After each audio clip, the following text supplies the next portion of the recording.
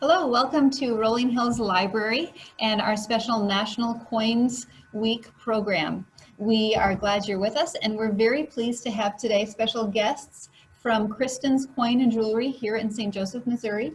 We have Kenny Canter, who is a coin expert at Kristen's, and we also have Mary Kariker. She is an amateur collector and she's a sales associate at Kristen's. Kenny and Mary, thank you so much for joining. We really appreciate you sharing your time and your expertise. And let me go ahead and get myself out of the way so that the floor is yours. Thank you. Go ahead. Thank you for that introduction.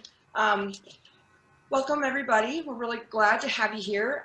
It's nice to be able to share one of our favorite hobbies. We've both worked for Kristen's Coin and Jewelry for many years. Me about 6, Kenny over 15, so a long time. Our store's been around over 30 years, and just about 5 months ago, we moved to a new location in the East Hills Mall, and we're right next to Rally House. So if you want to come in and check out all the coins we've got here, that would be great. But I've prepared a few questions for Kenny, the expert, and so he's going to hopefully give us some answers here, and then everybody at the end, if you've got questions, we can try to answer those for you. So to start, Kenny, you've been collecting around like 50 years almost. Yeah, roughly, yes. What did you first start collecting, or how did you start? Probably about 1964 or 1965 when I found out that silver was going to go away. I started getting every bit I could. I mean, I was 10 or 11 years old. I didn't have enough money to do much damage, but everything I could get my hands on, I was scooping it up. That started me off collecting. Me too. I was about 10 myself, and my mom had a couple of coins in her jewelry box, and they were really old, and I'd never seen them before, and I thought they were really cool. So from there, I started wanting to go to antique shops with my mom, and I would find coins. And so, yeah, we both have been collecting since we were kids. But it's a fun hobby, and you can start at any point in your life. Next question, what do you recommend the beginner starts with? Collecting. I tell from kids to adults, the Roosevelt dimes, 1946 to 1964. That's the only set that you can do that there's not a key or a really expensive coin. Every one of them is right now $2.40 a piece. So yeah, you can see here that the cover of the book says Roosevelt dimes, and it's got the years. I've got volume 2 here, and I've been collecting dimes. And I've just got a few missing, but it's really a fun thing to do. And like Kenny was saying, you know, the Roosevelt dime book is great to start, although you could start with anything that intrigues you. Okay, so besides Kristen's Coin and Jewelry, where do you think people can find or collect or come across coins? Well, family is a big thing. Yeah. If you've got somebody that's got stuff put away and they'll let you have it, yes, that's a big, big start. I didn't do too well for myself that way, but lots of times you can. Yep. And we have a lot of people who come into Kristen's because they found coins in old houses or old storage units they cleaned out. Even pawn shops like Pawn Plus, which is across from Hy-Vee on the Belt, they have a lot of coins sometimes. Also, just like your change, if your pocket change, go through it, find, you know, unique stuff, or find a certain year or date you're looking for. And pocket change, I check mine every night. Yeah, every bit of it. Yeah, and he finds really cool stuff. And metal detection is another way. Yep. We have a lot of customers who metal detect, which is really cool. And then next, what are your favorite things to collect? Kenny? My favorite would be the Morgan dollar. I mean, I've got other collections, but I like it the best. It's my favorite. Here's the Morgan dollar. Yep. Well, hope you guys can see that. Yeah. It's got rainbow. It's got color. Mm-hmm. And then the back side's got the eagle on it. And this coin is what is called slabbed because it's been graded by an official grading company. So you can't get it out of there, but it protects the coin and keeps it nice.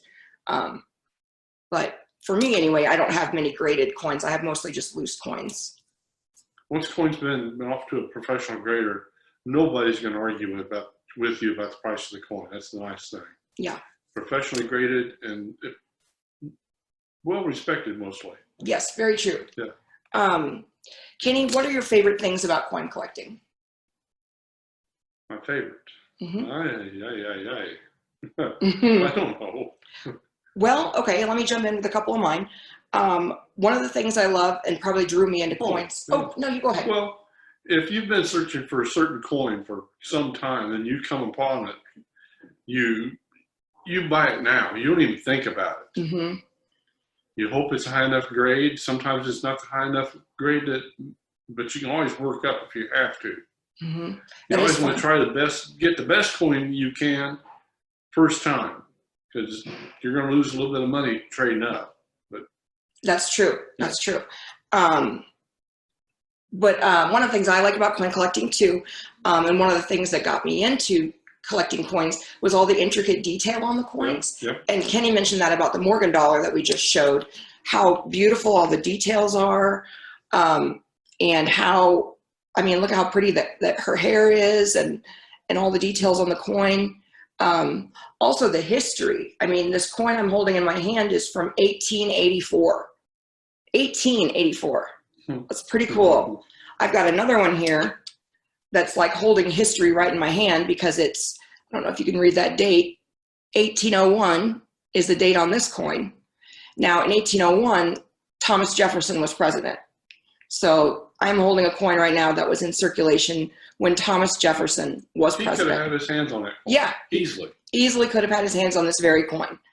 And it's just really, really cool to hold a piece of history like that in your hands. And we've been showing kind of expensive coins from here, but also I collect tokens and things like that. And they have a lot of history too. Like, I don't know if anybody here remembers Memory Games. Memory Games was here in St. Joseph years and years ago, and I kept one of their tokens, and now they're no longer here, but I've still got a little piece of their history. And then I've got this coin from St. Joseph, Missouri, that is airmail, May 12, 1926. I'm not quite sure what that means. Do you know what that means? I have no idea. It's just a cool token from 1926. It's got an airplane on the other side.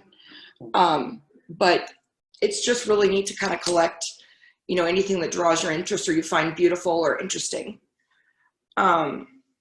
Which brings us to the next question. Does coin collecting have to cost a lot of money? It doesn't. You can collect stuff that's in your pocket. I mean, sure, you can collect something very, very, very rare, or just something very simple. Very true. Like, I don't know if you guys remember the state quarters that started in 1999, I believe. Yep. These quarters just cost 25 cents a piece. They're just in everyday circulation, but there's a book that you can completely fill up full of the state quarters. And it's really fun to collect them all, because like Kenny was saying, you know, you'll be looking and looking for a coin that you need. Like, say you need the state of Florida, and you'll look forever and ever. And when you finally find it, it's like, eureka, it's so exciting, yeah, to complete those collections. And then now I've got something that I could even pass down in my family, you know, for them to enjoy. So, so coin collecting, you know, even like how we were talking about metal detecting, doesn't seem to have to cost anything. I mean, you just have to, you know, look. I've got one friend that has done well metal detecting. He found several gold pieces. Wow.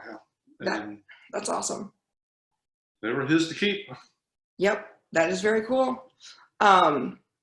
I mean, like we were saying, you can search through your pocket change. There's a lot of them that are still in circulation, even though they're really old. Here's a book of wheat pennies. And they're, you know, just from, they started in 1941, but you can still find these in circulation, meaning, you know, in change from the bank, or, you know, pocket change, or just many different ways you can find them just out in circulation. You don't have to buy them from a coin store, although it is fun to buy coins too, because you can get really, really cool stuff. Here's a presidential dollar set, because they issued a president, or I think, was it 4 presidents a year? Yeah, 4 presidents a year. They made these gold dollars, and they're just dollar coins. So again, not expensive at all, but just a fun thing to do, a fun book to fill up. So you can spend a lot on coins if you wish, but you can collect a lot without spending hardly anything. Those books that I've been showing, they're under $10 sometimes. Oh, and then another thing that you can do is Like I said, I like to collect just weird things. I like to do car wash tokens. I like to collect casino tokens, like that memory games token. And sometimes I even find weird things like altered coins. Like here is a penny that someone has punched a star into. And that's not worth anything, but it's just cool. And so I kept that. And then I've got another one here that's just another penny that somebody stamped a happy face into it. So it's just a cool thing to collect. I've never seen those before. Yeah, they're pretty cool. Those are new to me. Yeah, and then this one I found, someone had just cut it to pieces, this penny. Cut a bunch of chunks out of it. So again, you can just find cool stuff in your pocket change. Yep. Now, big question. How do you find the value of coins? Like if I come across like a wheat penny or something in my change, what do I do? We've got price guide. We've got a book that we sell here. We also get a publication in the mail that is that's a monthly thing. Now, you want to use some kind of a guide like that that's printed. You don't have to trust what's on the internet. 99% of what's on the internet is not true. It's a sad part. It is. Yeah. Because we have people coming in thinking they're rich and they got something worth a nickel. Yes, it happens every single day because they looked it up on the internet or eBay, and the coin they have is going for thousands of dollars, Yep. but that's not what it's worth. Here's the red book Kenny was talking about. So it tells you all about coins, all colonial coins, all the way to commemorative coins, and everything in between. So this would be a great book if you get serious about coin collecting. But you can also always just bring a coin into Kristen's Coin and Jewelry, and we can tell you absolutely for free, yeah, how much your coin is worth, or how popular it is, or how rare it is. And then another collection I have that I thought I'd show.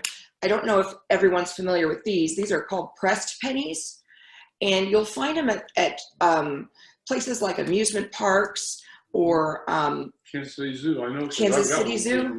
Yeah, I've got a couple from the zoo. Places like that, they'll often have a little coin or a little penny press machine, and you just put your own penny in it, and you crank the dial, and it imprints a picture on there, and it'll be a picture of where you got it. So it's kind of like a souvenir book of where you've been.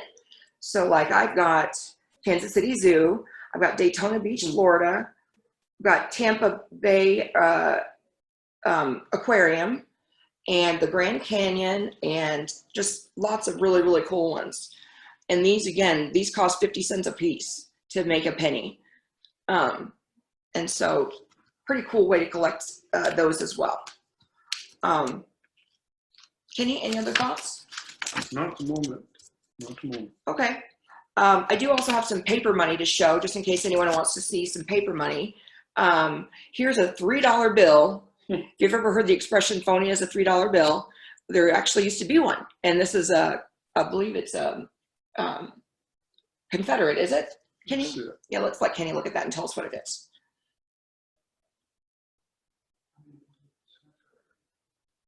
Yeah, that was Confederate. Yeah, there's lots of info on the coin or on the paper to tell you kind of what it is and when it was in circulation and things like that.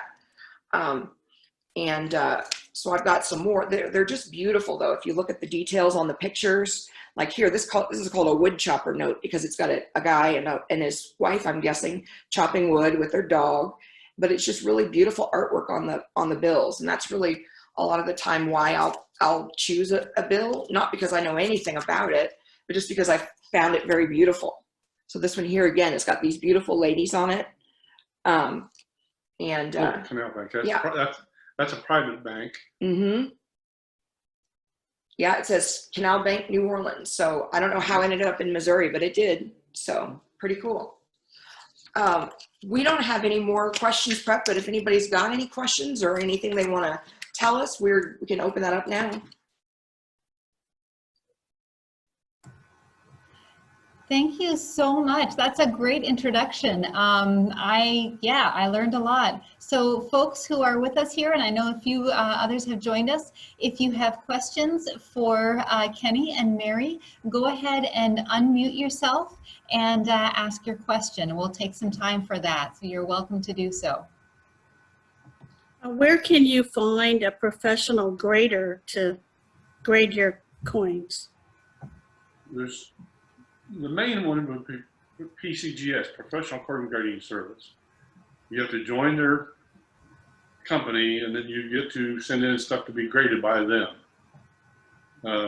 And that's the ones that come back in that plastic slab. Yeah. They come back in what's called slabbed. 35 bucks on that. Oh, no, it's a little bit more than that. I think it's $120 for the membership, but then you get. But just to have one coin graded. Right. Well, no, Yeah. you get a couple of coin vouchers. Yeah. So you can. Yep. So with that membership, I think it's like their second tier membership. You can send in coins to get graded, and I think they'll do like 3 or 5 of them for free for $120. Oh, yeah, that's a good deal then. Yeah. So it's a pretty good deal, and they send you their monthly magazine with tons of cool articles and information in it. So you can do that. You can also bring it into like someone like Kenny here at Kristen's.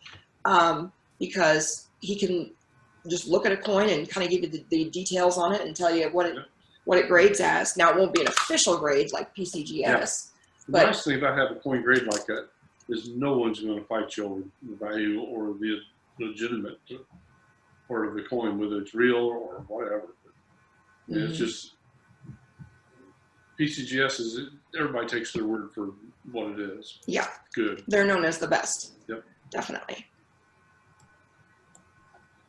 When my son visited from California, we'd go down to Kristen's and look and see if you had any troy ounces of silver. And I was wondering if you still sell that. We do still sell. We don't have any at the moment. Yeah, we were going to show some in this video, but I forgot to bring one of mine, and we don't have any in the store right now because it's real scarce right now. Yeah, everybody's hoarding it. Yes. Gold and silver both are kind of tough to get right now. Yeah. And then you mentioned the dates on the Roosevelt dimes. What were those dates again? And you didn't mention why. 1946 was the first year they made the Roosevelt. To 1964, that's the last year of silver. Okay. And I think the reason why was because in that collection of Roosevelt dimes, there's not a single one that's really expensive to buy. Like if you were missing some that were not a very high mintage that year, so a rare coin, none of them are going to be expensive. There's absolutely nothing rare in that series. Yeah, so it's That's easier. why it's fun to do. Yeah, because you can go through your pocket change and just collect as you go. Okay, because I've been pretty much doing the same thing you've all been talking about. I collected wheat pennies, dimes, Washington quarters, and Benjamin Franklin half dollars. Every now and then I get some currency too. So, it's, Cool. And then I bought a metal detector. So now I'm using a metal, well, I haven't lately, but I used to use a metal detector to get coins too. So Awesome. everything you've said, I've already tried and done. So Cool. Very cool. Yeah, just keep at it. And always, if you've got questions, we're always here. If you have any questions for us, we try to be as open and transparent about everything as we can. And just make sure you know what you've got and what it's valued and that kind of thing. I have a question following up on the metal detecting. Where would you go for something like that, whether in general or even in St. Joseph? Where does one go for something like that? Okay, like on St. Joseph, the parkways and stuff, you can get a permit to do such. You cannot detect or dig on on city property without permit.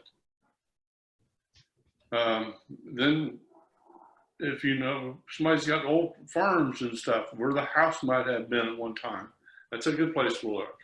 We just had a customer come in with a colonial coin from, I think it was 1797. No, it was 1787. 1787. So it was, and it was very, very worn and down, of course, but he found it in the middle of his farm, I think he said. Yep. Yeah. here in Missouri? Yes. Yes, in Missouri, Really? I've got here. Yeah, we have no idea how that way. old of a coin would get here, but Huh. yeah. Well, other than Lewis and Clark, I'm like, True. Lewis and Clark, I could maybe that, but yeah, there's no way of telling. That coin would have already been 100 years old, though. That's Huh. what's crazy about it. So crazy, but That coin was pre-colonial. yeah, So Huh. it wasn't even the United States yet even. yeah, yep, pretty Huh. crazy. Interesting. It was awesome to see. I bet. Yeah, I'll probably never see another one. no, probably not. It was I'll very, never have another one in my hand. yeah, it was very exciting. Very cool. How do you know when it's a good time to sell your coins to get the most money? Does it have to do with the price of silver and gold, or Well, what factors play into that? I mean, collectible coins, it's not really something you do to make, not something you do to make money, period. The collecting is just for the fun of it. Now, if you want to make money, then you go in, you just buy precious metals like gold or silver. I mean, and you got to hold those until they goes way up.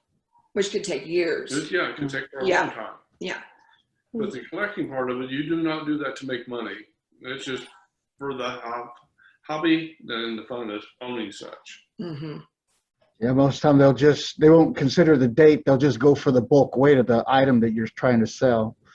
And that's not worth it. If you like the date, some owed coins and stuff like that, I'd keep the coin because it was owed, not because I'd want to sell it because of its weight, because you wouldn't get as much for it. So. Exactly. Yeah, the numismatic value was higher than the actual metal value. Yeah, very true. Well, I have a bunch of old coins because my grandfather used to have a store, and that was back in the 20s, 30s, 40s. So he had a lot of old coins that he had saved, and I really have no idea what they're worth or anything.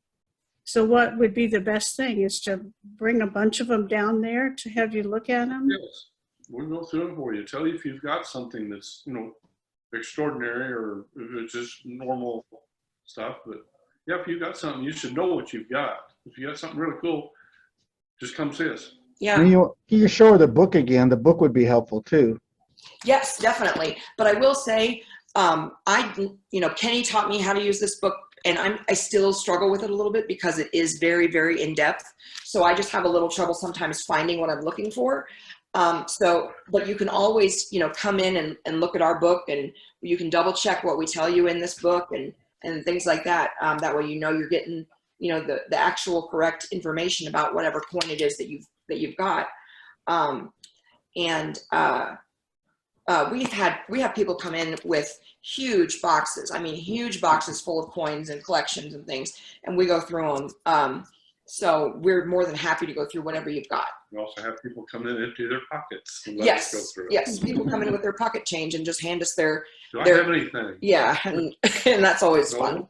Yeah, Generally not, but yeah. It's always the person that thinks they have a really amazing coin that they don't have anything, but the person who doesn't think they have anything will have something amazing. That's always the way it goes. Yep.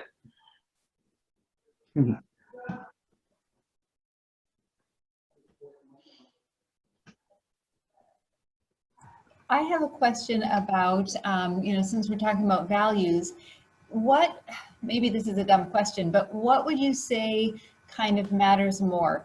The material of the coin, the condition of the coin, or, the rarity? Or, for example, I don't collect coins per se, but I have a lot of coins from travel. So, some from overseas. They're only about maybe 30 years old, but they wouldn't be someplace where everyone's gone. So what tends to be significant when looking at a coin? okay. The stuff from overseas, most of it, unless it's precious metals, it's not going to be worth anything to speak of. There may be some pretty coins, but they're not going to have any real value. We've got a couple of people that come in here. That's all they collect is foreign. Mm-hmm. But, it's nothing that you could ever get your money back out of. It's just fun stuff. Yeah. And it's usually cheap to collect foreign coins. Whenever I started collecting, I couldn't afford the really nice, like the drape bust dollar. I couldn't afford coins like that.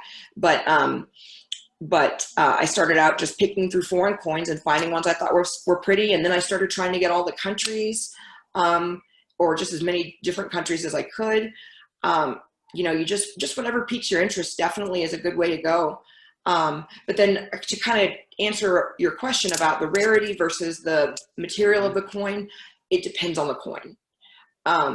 Because, you know, some coins are just going to be worth just whatever their silver content is, but then a lot of other coins are going to be worth a lot more because of what the coin is. Like, I don't have the coin here with me today, but I bought a little gold piece that was just a $1 coin.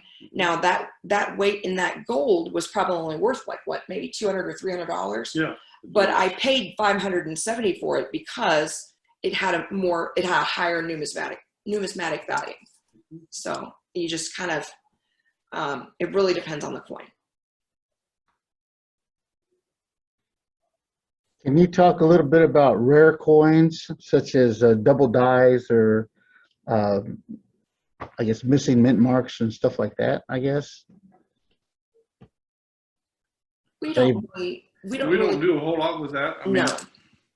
there's no books on any of this kind of stuff.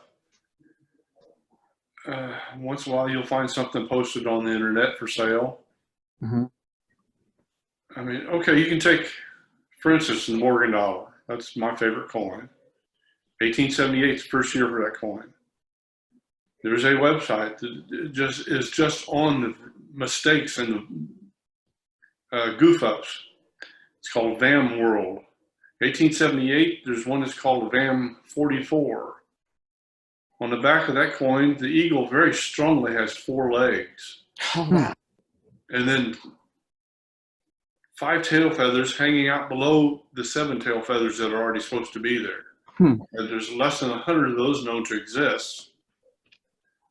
But yeah, that's a major mistake there. Yeah. I've never really figured out how that coin happened. Yeah, the coin that I had was too small to show on the video to be able to see the detail, but I've got a Mercury dime that is 1941, yep. But it's got a stamp over it that says 42, so it looks like it says 19412 because it was accidentally stamped over. Yep. But as far as just like, people will bring in a lot of pennies a lot of the time and say that they think they're double dies, but I think if they're not in the red book, we don't really mess with it. No. What's that website again? Oh, VAM World? Is that VAM, VAM. There's 97 Morgan dollars between all the mints and the years. And the variations, there's over 3,000 variations of those 97 coins. That's cool.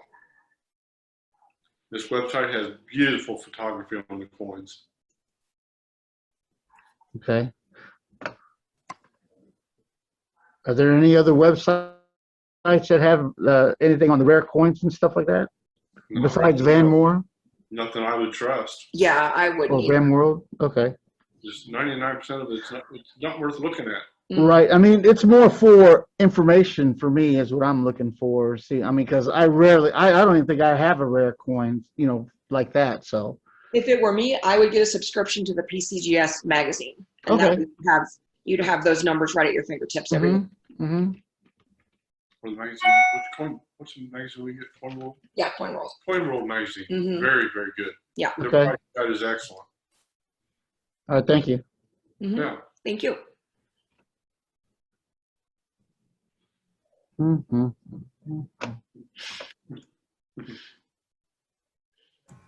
Are there ways that you could or should clean your coins? Like if they're in poor condition or something that you can do without messing them up?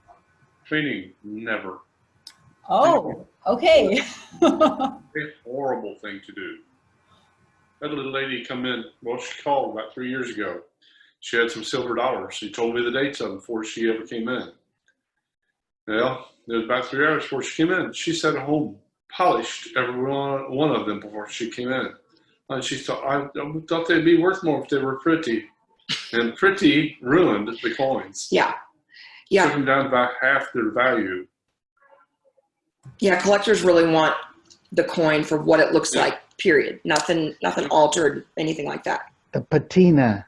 Yeah. Yep.